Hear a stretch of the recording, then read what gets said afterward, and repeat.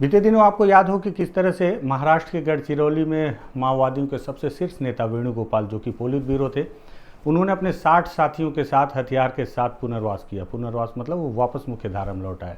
ठीक उसके कुछ दिन के बाद सेंट्रल कमेटी के सदस्य रुपेश उर्फ सतीश कोपा ने अपने लगभग 210 साथियों के साथ हथियार के साथ उन्होंने भी जगदलपुर में पुनर्वास किया। और अब ये सिलसिला लगातार जारी है। लगातार महाराष्ट्र के बाद बस्तर और बस्तर के बाद आज गरियाबंद में भी एक बड़ी सफलता है सरकार की और फोर्स की मानी जा रही है, क्योंकि आज भी 7 माओवादी अपने हथियारों के साथ वापस पुनर्वास करने के लिए गरियाबंद के मुख्यालय पहुंचे। और कौन है माओवादी, इसमें सबसे खास बात है कि एक माओवादी हरियाणा से जुड़ा हुआ है। कौन है वो हरियाणा का माओवादी और जो बाकी के लोग आए हैं, इनकी क्या जानकारी, इस पर बातचीत करते हैं। नमस्कार, मैं विकास तिवारी हूँ और आप बस्तर टॉकीज़ देख रहे हैं।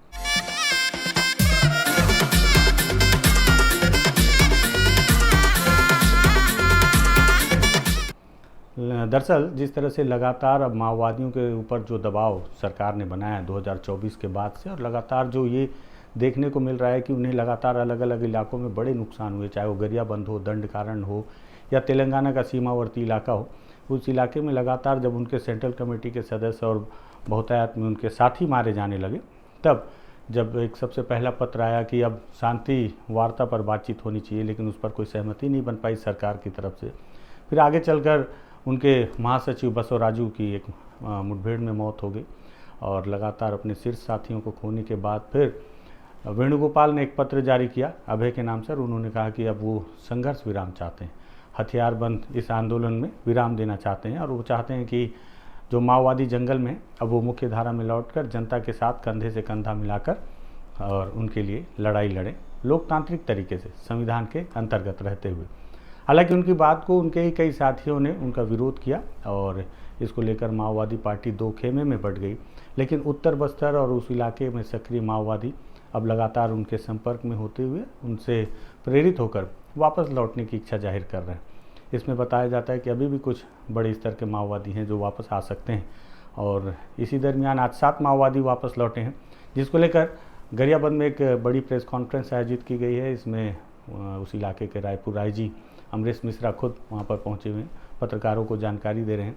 उन्होंने एक प्रेस नोट भी जारी किया है। प्रेस नोट के आधार पर सबसे इंटरेस्टिंग इसमें यह है कि ये जो माओवादी हैं, इसमें एक माओवादी जो सुनील के नाम से जिन्हें जाना जाता है, वो हरियाणा के हैं और इसलिए और ज़्यादा इंटरेस्टिंग हो जाता है। इसके पहले मैं आपको बताऊं कि गढ़चिरौली में एक माओवादी ने सरेंडर किया था बहुत समय पहले, वो भी हरियाणा के थे। और ये भी सोचने वाली बात है कि अभी तक हम सोचते थे कि तेलंगाना, आंध्र प्रदेश के ही लोग या फिर गढ़चिरौली और दंडकारण्य के इलाके के लोग ही माओवाद संगठन से जुड़कर इस इलाके में सक्रिय हैं। यहाँ तक कि अगर आप बालाघाट इलाके में भी अगर सर्च करेंगे तो उस इलाके में भी आपको सुकमा, बीजापुर इलाके के ही माओवादी सबसे ज़्यादा सक्रिय मिलेंगे। बीते दिनों एक युवती ने भी, जो कि बीजापुर की थी, उसने बालाघाट पुलिस के सामने आत्मसमर्पण किया अपने हथियार के साथ। लेकिन हरियाणा का माओवादी, हरियाणा के लोग भी संगठन से जुड़े हैं, इससे खुलासा भी होता है। तो पुलिस ने इनकी जो जानकारी दी है उस आधार पर सबसे पहले डिविजनल कमेटी सदस्य हैं सुनील उर्फ जगतार सिंह, इन पर 8 लाख रुपए के इनाम था और यही हरियाणा के हैं। दूसरे हैं उदंती एरिया कमेटी के सचिव अरीना टेकाम उर्फ सुमरो, इन पर 8 लाख रुपए का इनाम था। Udanti area committee deputy commander Vidya उर्फ जमली, इन पर 5 लाख का इनाम था। इंसास हथियार के साथ ही लौटी हैं। एरिया कमेटी सदस्य लुद्रो उर्फ अनिल, इन पर भी 5 लाख का था, इनके पास SLR हथियार थे। एरिया कमेटी सदस्य नंदिनी, जिन पर 5 लाख रुपये इनाम और ये सिंगल शॉट हथियार के साथ थी। एरिया कमेटी सदस्य कांति, इन पर भी 5 लाख का इनाम था, इनके पास इंसास हथियार था। और पार्टी के सदस्य मल्लेश, जिन पर 1 लाख रुपए का इनाम था, लेकिन ये भी इंसास लेकर आए। ये बात थोड़ी सी दिग्भ्रमित करने वाली है कि अगर 1 लाख रुपए का इनाम था तो इनके पास इंसास हथियार कैसे? क्योंकि हथियार माओवादी में संगठन में जो कैडर होते हैं उनके पद को भी परिभाषित करते हैं। बड़े स्तर पर तो 47, फिर SLR, इंसास जैसे हथियार, और जैसे जैसे पद छोटा होता जाता है वैसे वैसे उनके हथियार भी छोटे होते जाते हैं। उसमें सिंगल शॉट भी आ जाते हैं, 303 आ जाते हैं, भरमार बंदूक जैसे हथियार भी आते हैं। लेकिन 1 लाख की इनामी है, इनके पास में इंसास हथियार है। हो सकता है अपने किसी दूसरे साथी का हथियार लेकर आए। अच्छा, एक चीज़ और, समर्पण नीति में एक खास बात है कि अगर आप हथियार के साथ समर्पण करेंगे तो हथियारों पर भी आपको अलग से पुलिस समर्पण नीति के तहत इनाम देगी। जैसे कि AK-47 पे संभवतः 3-4 लाख है, तो इंसास पे कुछ और कम है, सिंगल शॉट पे कुछ और कम है, इस तरह से। तो हथियार लेके आने से एक फ़ायदा उन माओवादियों को ये भी होता है। जो सबसे खास बात है सुनील, उस पर मैं आपको जानकारी दूं। सुनील के बारे में पुलिस ने पूरी जानकारी दी है।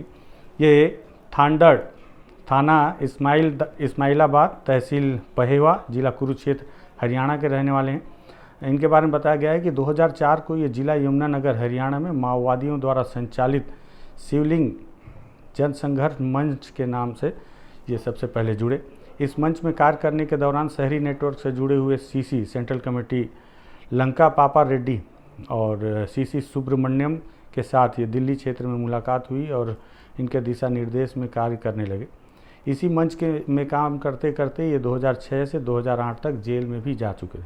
दिसंबर 2015 को नक्सल संगठन के शहरी नेटवर्क और मैनपुर नुआपाड़ा डिवीज़न में सक्रिय रहे मनदीप से जिला सोलन हिमाचल में संपर्क हुआ और फिर मनदीप के साथ जिला नुआपाड़ा उड़ीसा के बोडेन खड्डू पानी के जंगल में आया और वहाँ से सेंट्रल कमेटी सदस्य संग्राम उर्फ मुरली से मुलाकात कर नक्सल संगठन ज्वाइन कर उन्हीं के साथ जिला गरियाबंद नुआपाड़ा के सीमावर्ती इलाके में कार्य करने लगे।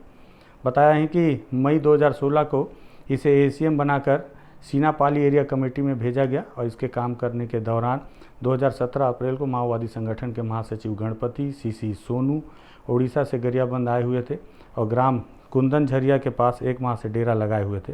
तब पुलिस के साथ उनकी मुठभेड़ भी हुई थी। जनवरी 2018 को ग्राम कुंदन झरिया के पास एक सप्ताह का प्रशिक्षण शिविर लगाया गया था, जिसमें माड़ से आए हुए 5-6 माओवादी प्रशिक्षकों द्वारा हथियार चलाना, डेरा को सुरक्षित करना, बूबी ट्रैप लगाना, कम्युनिकेशन, माओवादी विचारधारा के बारे में प्रशिक्षण दिया गया, जिसमें सुनील ने भी प्रशिक्षण प्राप्त किया। जुलाई 2018 को इसे डिवीसीएम बनाया गया और इसके पूर्व मई 2018 को इसका विवाह संगठन के ही एक सदस्य हैं अरीना टेकाम, जो साथ में आई हैं, उनके साथ कुंदन झरिया के जंगल में हुआ। दिसंबर 2020 को इसे बदली करके ईरा गांव एरिया कमेटी कमांडर के रूप में ईरा गांव क्षेत्र भेज दिया गया। तब से लेकर आत्मसमर्पण तक इसी एरिया कमेटी में सक्रिय रहा है और अब जुलाई 2022 को ग्राम ओड़ के जंगल में बीबीएम डिवीज़न मीटिंग हुई। तो इस मीटिंग में सीसी देवजी, चलपति, एसजेडसी विकास, जयराम, कार्तिक सहित सुनील भी मीटिंग में उपस्थित रहा। तो कई महत्वपूर्ण मीटिंग में ये हरियाणा का माओवादी था। इसके बारे में जानकारी काफ़ी इंटरेस्टिंग है कि हरियाणा का एक माओवादी कैसे, हरियाणा का बंदा कैसे माओवादी संगठन में 2004 से जुड़कर 2022 तक लगातार सक्रिय रहा और निचले स्तर से डीवीसीएम स्तर तक पहुंच गया। कुछ समय और रहता तो हो सकता है कि और भी आगे बढ़ सकता था, लेकिन सरकार ने जिस तरह से दबाव बनाया माओवादियों के ऊपर, तो उसके बाद से ये लगातार माओवादी संगठन दबाव महसूस कर रहा है और उसी का ये परिणाम है। इसके साथ ही एक जो सबसे खास बात है कि जब रुपेश वापस आए और रुपेश वापस आने के बाद उन्होंने अपना मोबाइल नंबर साझा किया, तो मैंने रुपेश से भी बातचीत की तो उन्होंने बताया कि पार्टी के बहुत सारे लोग उनके संपर्क में हैं और वो वापस आने की इच्छा जता रहे हैं।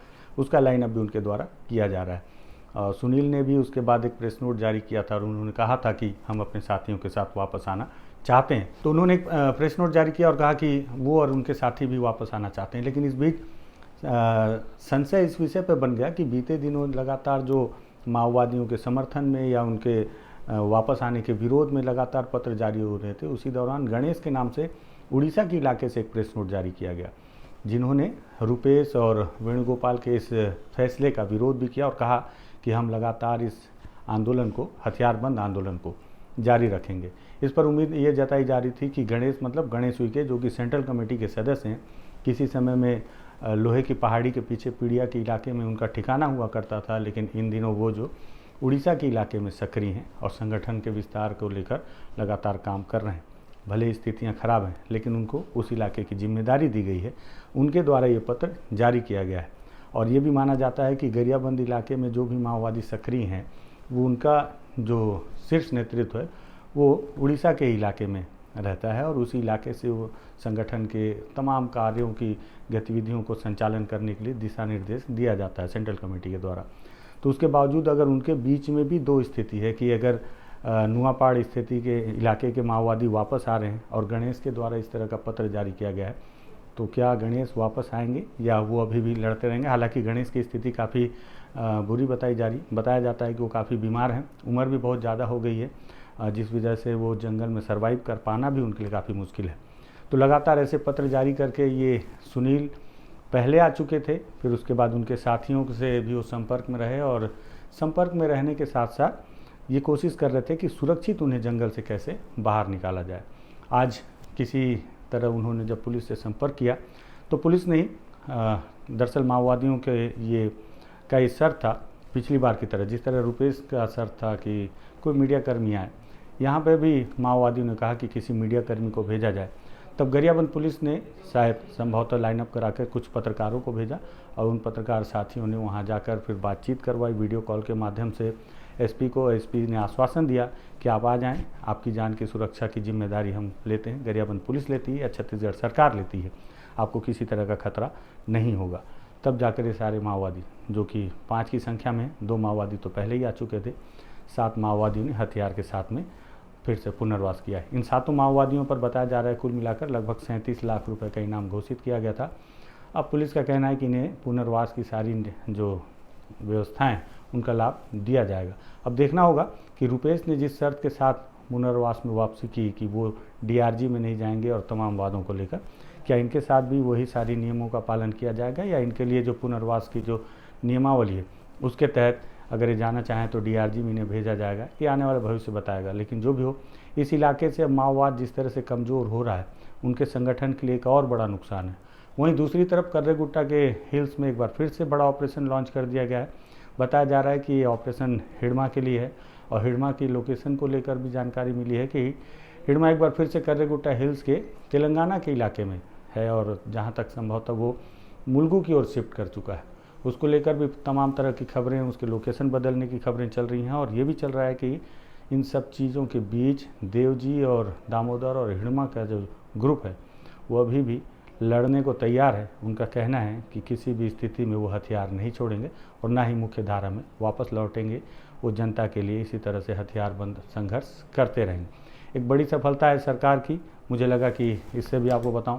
हालांकि मैं कोशिश करूंगा कि गरियाबंद जाकर ये वापस लौटे जो माओवादी हैं, जिसमें हरियाणा का माओवादी सुनील, उससे एक विधिवत बातचीत की जाए। और प्राथमिक तौर पर ये जानकारी के लिए मैंने इस वीडियो को आपके लिए शूट किया है। पसंद आए शेयर कीजिएगा, बस्तर टॉकीज़ को सब्सक्राइब कीजिएगा। धन्यवाद।